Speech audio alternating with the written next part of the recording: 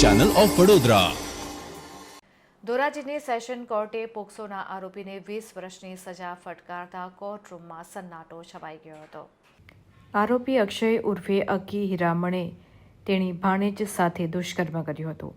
તમામ આધાર પુરાવા અને ફરિયાદી પક્ષની અને ભોગ બનનારની જુબાની બાદ કોર્ટે આરોપી મામા અક્ષય ઉર્ફે અક્કીને 20 વર્ષની આકરી સજાનો હુકમ કર્યો હતો। જજશ્રીએ સજાનો હુકમ સંભળાવતાની સાથે જ કોર્ટરૂમમાં સન્નાટો છવાઈ ગયો હતો।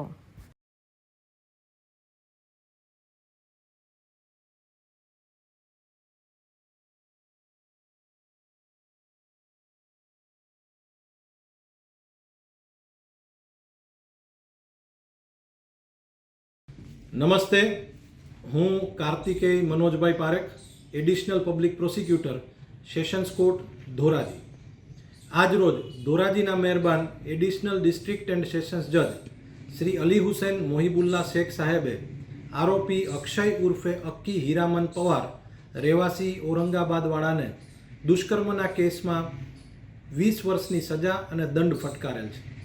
બનાવની વિગત એવી છે કે ભોગ બનનારના પિતાએ ધોરાજી તાલુકાના ગામમાં ક્યાંય મજૂરી આવેલા હતા અને તેમણે ફરિયાદ આપેલી હતી કે તેની ભોગ બનનાર દીકરીને આરોપી અક્ષય, આમ જોઈએ તો ભોગ બનનારના મામા પણ થતા હતા, ભગાડીને લઈ ગયા છે। તત્કાલીન પીએસઆઈ કે એમ ચાવડાએ ગુનો નોંધી અને પ્રાથમિક તપાસ કરેલી હતી।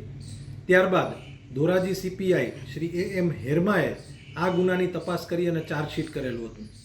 આરોપી તરફે મુખ્ય બચાવ એવો લેવામાં આવેલ કે ભોગ બનનાર અને આરોપી સાથે પ્રેમ સંબંધ હતા, લગ્નની વાત હતી, પરંતુ ભોગ બનનારના પિતાને લગ્ન પોતાની બેનના દીકરા સાથે કરવા હોય એટલે ખોટી રીતે ફસાવી દીધેલ છે અને ખોટી ફરિયાદ કરેલ છે।